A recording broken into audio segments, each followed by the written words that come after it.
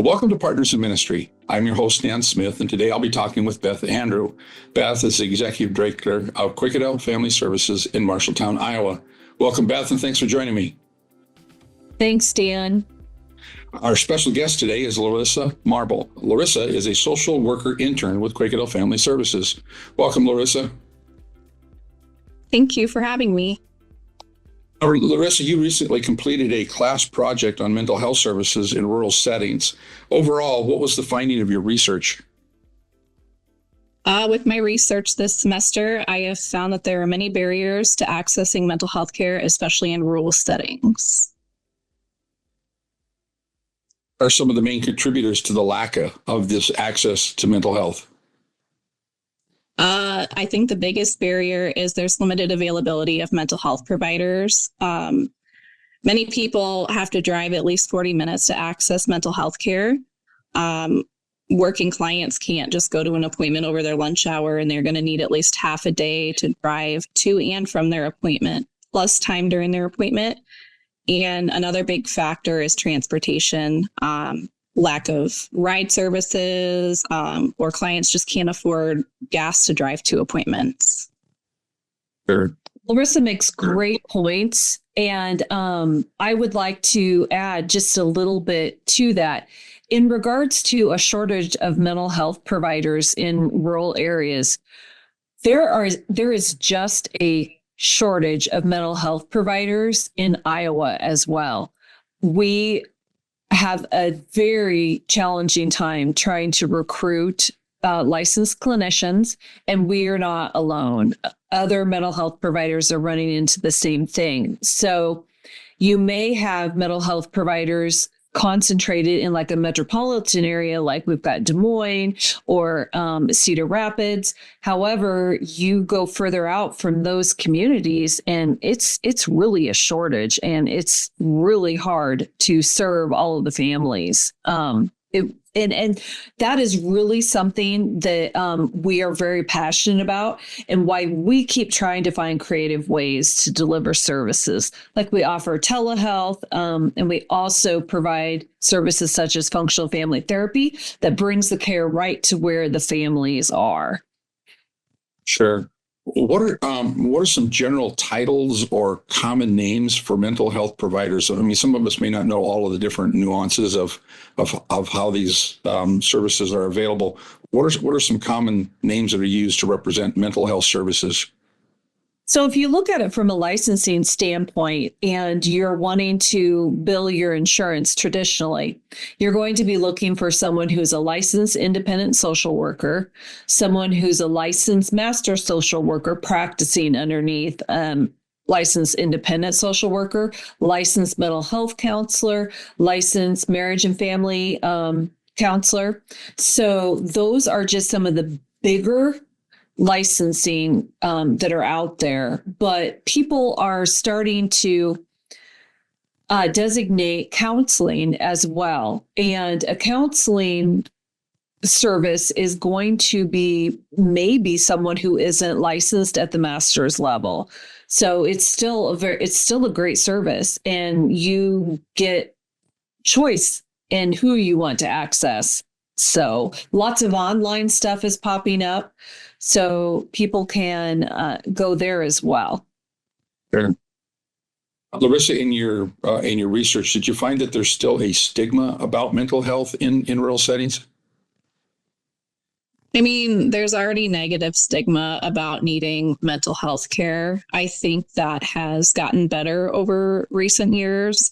But smaller communities, everybody knows everybody knows everybody's business. So there is a fear of privacy when it comes to seeking mental health services. Also, people might not want to seek services because they worry that they're going to be labeled as crazy or unstable or not right in the head. Sure. And when it comes right down to it, all of us from time to time really do need someone to help us around with some sort of an emotional, mental health type of a situation, going through grieving, whatever it may be. I know that was one of the things as a former pastor that I had to deal with, that people would come and say, well, what can't I just talk to you? I said, there are there are professional people that really know how to help you work through these things. And it's not, there's something wrong with you. It's just a tough time, and they could really help. And so I was surprised at how much I ran into it as a pastor. Well, and you know, Dan, you bring up a very good point that we need to take the judgment out of seeking services. We don't hesitate to go to the doctor if, you know, we break a leg or if we have a heart condition, but we really hesitate to go and seek mental health services. And that is one of the things that we also really pride ourselves at Quakerdale Family Services. We take the judgment out of it. And in fact, that is one of the common things that people do say about us. I didn't feel judged. You guys made me feel welcome. You made me feel like this is comfortable. Things about mental health is that unlike breaking a leg or cracking a rib or getting a cut on your forehead, it's invisible. It's really hard to see on the outside. But what are some things that you've run into that's really helped people to be able to touch mental health or feel mental health or kind of bring it to something relatable that you've seen? That's a good question. I would say that what happens when someone seeks us out, it's usually a crisis situation. And we would really like to get in there sooner before that. However, what makes that more visible, I think, to people is they're noticing a significant decline in their behavior. So they're not able to, you know, get to work. Or they're not sleeping. Their sleep patterns may be messed up. They may be anxious and aren't able to, you know, drive their car. They're not able to interact with their family like they want to. They're isolating. Those are some of the things that I think come out when your mental health is really deteriorating and you need to be seeking some help. Sure. So there are definitely ways of identifying people that are presenting issues that maybe are related to mental health then. Mm-hmm. Larissa, what are some of the ways that you, in your research, found that local, state, and federal authorities are trying to address this problem of access to mental health in rural settings? Locally, some healthcare systems are actually investing in telehealth platforms to provide remote mental health access to patients who are in rural communities with licensed providers, so they do not have to travel long distances. This also ties into statewide initiatives implementing telehealth policies to allow reimbursement for telehealth visits, which helps to make mental health care more accessible. Yeah, Larissa is absolutely right. Investments in telehealth and policy changes around reimbursement have made a big difference, especially in expanding access to care without requiring long travel distance. To add to that, a major focus, particularly at the state and federal level, has been addressing the workforce shortage itself. That was something I mentioned earlier. There are programs that offer loan reimbursement or tuition assistance for mental health professionals who are willing to work in those underserved or rural areas that we see in Iowa. Some agencies are also investing in training programs or training pipelines, I should say, to help grow the next generation of clinicians locally.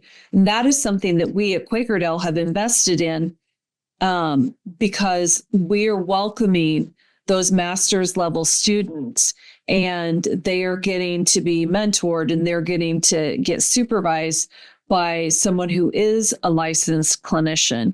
And then our hope is that those folks that are coming to us and they are doing the practicum, doing their internship, that they'll be like, wow, I really liked Quakerdale. I want to stay.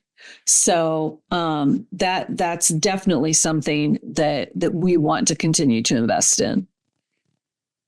So Beth, you mentioned a few of them, but overall, what are some of the things that Quakerdale Family Services is doing to try to improve mental health access to people in rural settings? So Quakerdale, Family Services, we really have a strong heart for rural Iowa because that's where we're at. And we have to be able to work within that.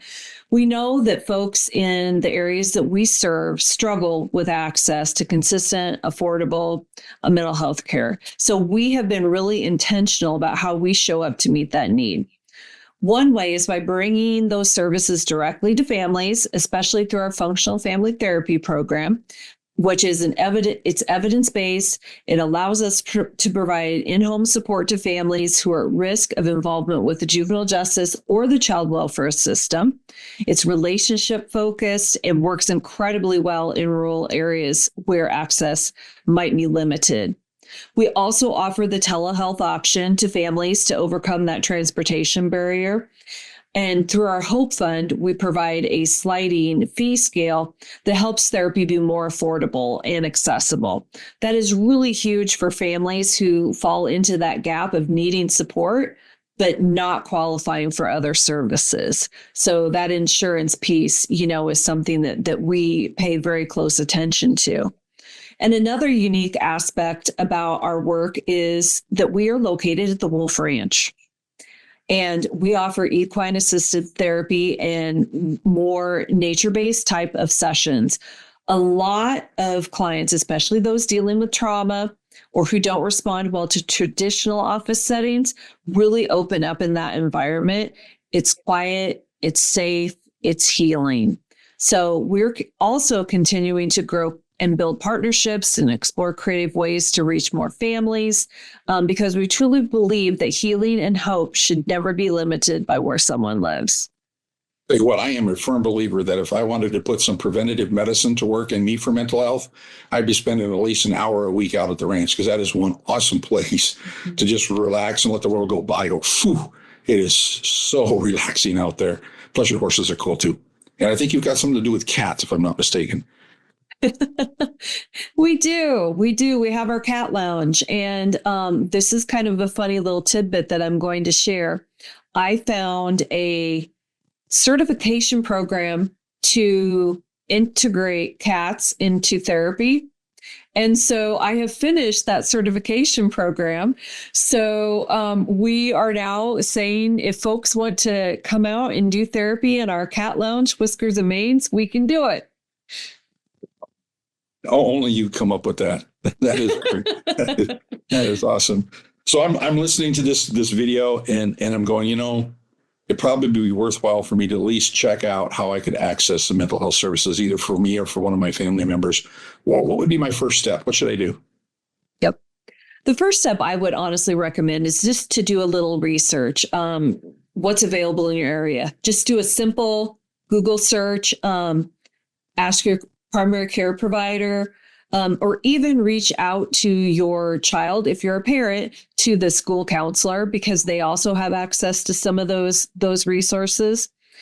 And then once you find someone, a provider or an agency that feels like a fit, give them a call, check their availability, see what kinds of things they offer. Do they offer individual, family, group therapy, whether it's in person, telehealth, what their current openings are, and what is their payment plans?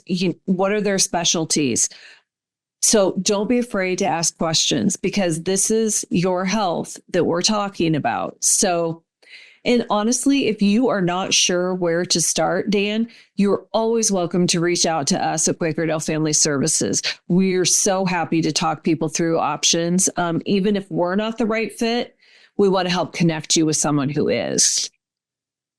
That is a great service. I really appreciate that. Well, Beth and Larissa, just thank you so much for taking some time to visit with me today. This has been a great conversation, so thank you. Thank you, Dan. Thanks. Okay. If you got any questions, or if you'd like to learn about accessing mental health services, or maybe you just want to check out Quakerdale Family Services, you can find their contact information in the show notes for this episode on our website or in the description of this YouTube video. If you'd like to support Quakerdale Family Services financially, you can find links to do so both in the show notes as well as YouTube description. So on behalf of Quakerdale Family Services, Beth Andrew, Larissa Marble, and Partners in Ministry, I want to thank you for joining us today. And until next time, let's get out there and serve as Christ serves.